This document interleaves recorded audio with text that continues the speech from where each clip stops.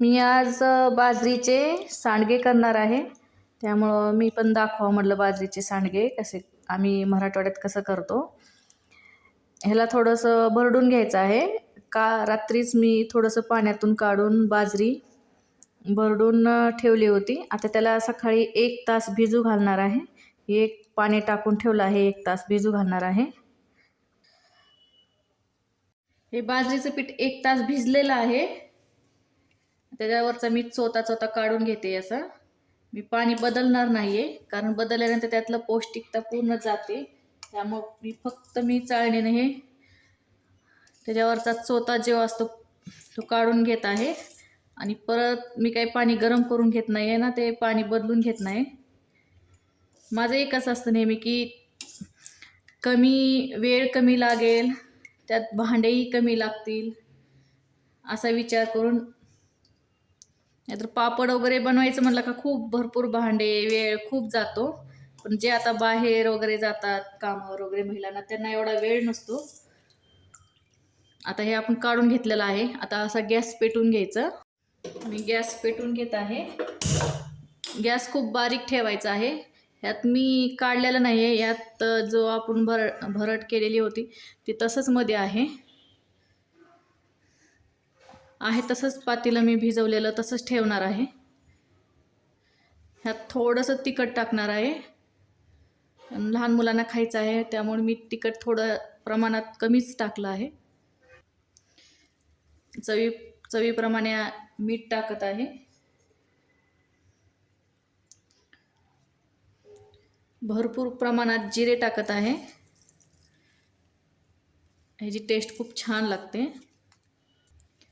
तीळही भरपूर प्रमाणात टाकत आहे. जिरे टाकले त्याच्यापेक्षा थोडे जास्त तीळ घेतले आहेत. आपलं अजून पाणी गरम झालं नाही तरीही मी टाकते. सोमट चालू आहे त्याचं. थोडं आता हलवून घ्यायचं आहे. हे सगळं खाली लागणार नाही ह्याची काळजी घ्यायची आहे. आता ह्याच्या आपण थंड पाण्यात टाकल्यामुळे याचे गुठळ्या वगैरे होणार नाहीत. असं हलवत राहायचं आहे. आता फक्त बाकी आपले शेंगदाणे राहिलेत. हे असे शेंगदाण्यांच्या फाकी करून घेतलेत. हे नंतर टाकायचे आहे त्या शिजत आल्यानंतर. आता आपण फक्त मिक्सरचं भांडं एक लागलं आहे. ह्याला जास्त भांडे मी वापरले नाही आहेत.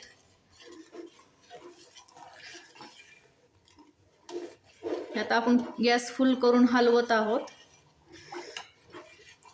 हे असंच हळूहळू हलवत राहायचं. जेवढं आपण व्यवस्थित हलवू ना तेवढं हे टेस्टी बनत जातं.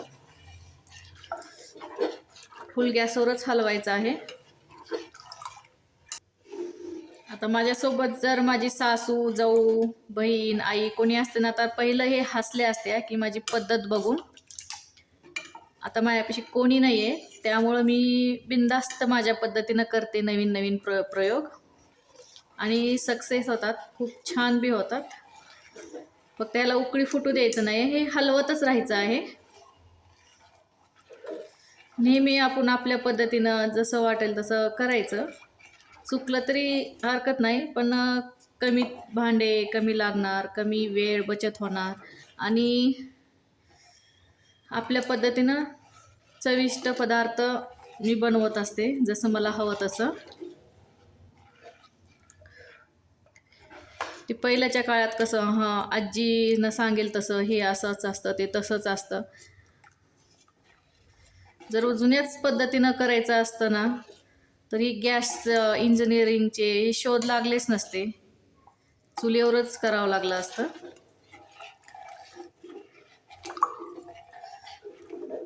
असं हलवत राहायचं नाही, कारण मी स्टीलचं भांडं घेतलं आहे आणि स्टीलच्या भांड्यामध्ये डागायची शक्यता जास्त असते. आणि मी जर्मन वापरत नाही, कारण मी राजीव दीक्षितचे नियम नेहमी पाळते. त्यामुळं मी स्टीलमध्येच सगळं वापरते. स्टीलमध्ये डागायचं जास्त शक्यता असते, त्यामुळे आपण हे हलवत राहायचं आहे. आता थोडंसं घट्ट होत चाललं आहे. हे घट्ट झाल्यानंतर आपल्याला बारीक गॅस करून वाफवायला ठेवायचं आहे. नंतर हे शेंगदाणे टाकणार आहे मी. हे जे फाकी करून काढून घेतले आहेत हे जे पूर्ण साल, हे त्याचे शेंगदाण्यांचे हे जे काही कचरा वगैरे असतो हे सगळं काढून टाकायचं आहे.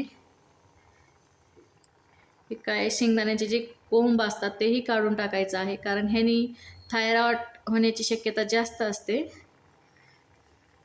त्यामुळे हे नेहमी शेंगदाण्यातली साल आणि हे काढून टाकायचे आहेत. 10 मिनिटे झाले आहेत. बऱ्यापैकी घट्ट झाला आहे. आता हे आता घट्ट झाल्यानंतर खूप असं हलवण्याची खूप काळजी घ्यावी लागते. आता डागायला चालू होतं, डाग खाली पातेल्याला डाग पडू शकतं. त्यामुळं गॅस थोडंसं मध्यम करून आपण आता हे हलवणार आहोत. आता हे घट्ट होत आहे. जसं घट्ट होईल ना तसं ह्या बाजरीचा जो सुगंध असतो ना प्रत्येक पदार्थांचा, तो बाजरीचा सुगंध येत आहे. धूर पण येत आहे. खूप छान वाफलं जातंय. हे मी खूप पातळ भांड आहे त्यामुळे मला जास्त हलवावं लागलं. मी दाखवणार आहे की आपण पातळ भांड्यातही करू शकतो.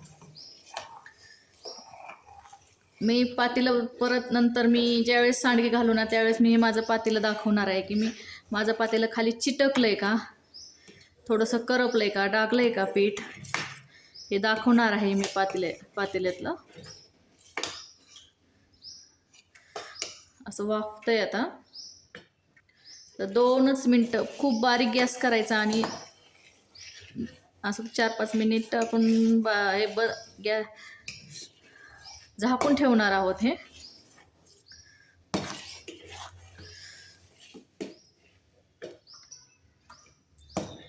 ह्याला झाकून ठेवते.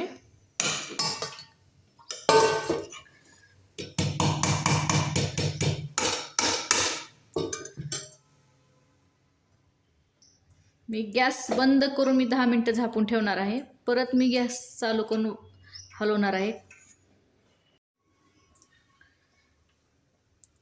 मी आता गॅस बंद करून ठेवलं होतं. बऱ्यापैकी घट्ट झालं आहे, वाफलं आहे चांगलं. आज आणखीन आपल्याला हे थोडंसं पाणी दिसतं याच्यामध्ये, त्यामुळे आपण आणखीन एकदा गॅस चालू करून वाफवणार आहोत. गॅस चालू केला आहे.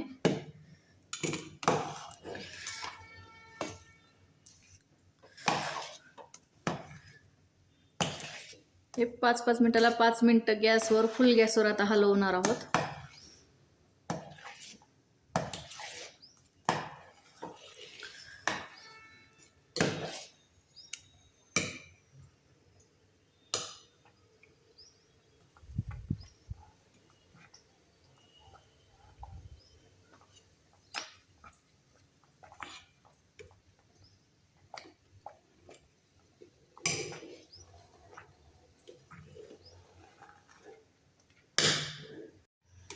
एक घट्ट झाला आहे.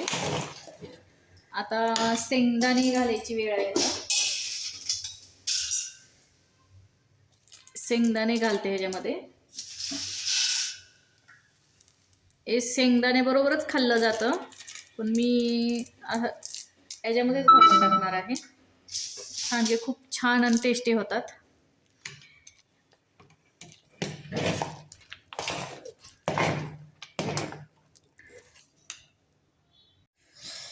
थंड झाला आहे बऱ्यापैकी, छान घट्ट झाला आहे. आता मी ताटामध्ये सांडगे टाकून घेते.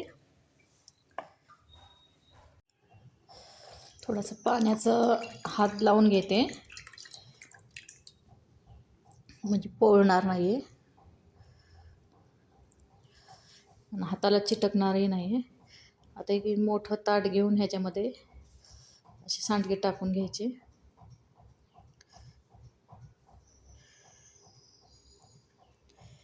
आपल्या जेवढे लहान मोठे ज्या साईजचे करायचे असतील त्या साईजचे आपण करू शकतो.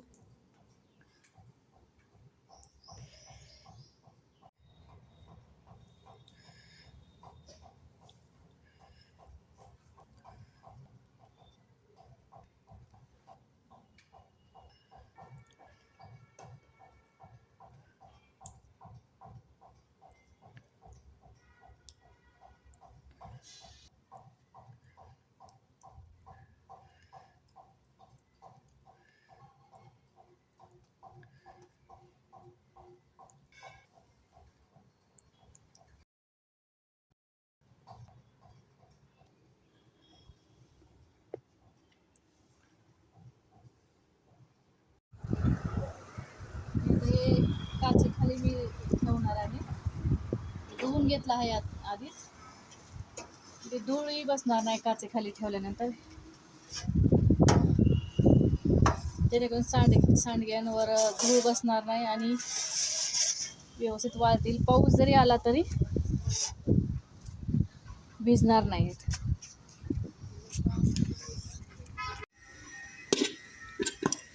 खाली काहीही करपलं नाही आहे जास्ती.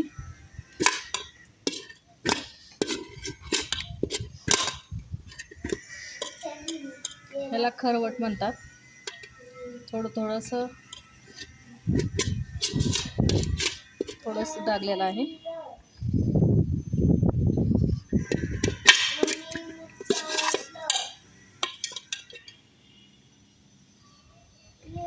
पाहिलं का, आत्ता मी 8 वाजलेत, 7:30-8 वाजले असतील. मी आत्ता आले घरी, त्यामुळेच मी आता हे असं ठेवलं होतं की ह्याला पक्षी वगैरे खातात. त्यामुळे आता हे झाले तयार, खूप छान झाले आहे.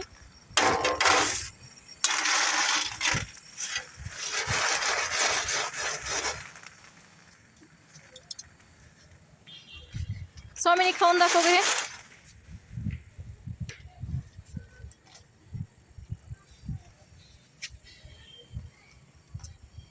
टेस्ट सांगा व्हिडिओमध्ये.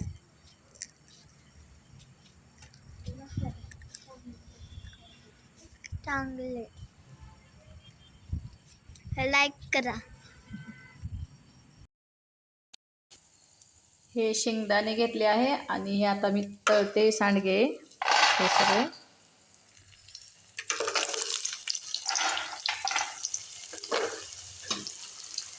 हे जास्त फुगत नाहीत, पण खूप टेस्टीला छान लागतात. हे सफेद फुगायला लागलात आता. हे फुगलेत आता, तळलेत व्यवस्थित. हे काढून घेते मी.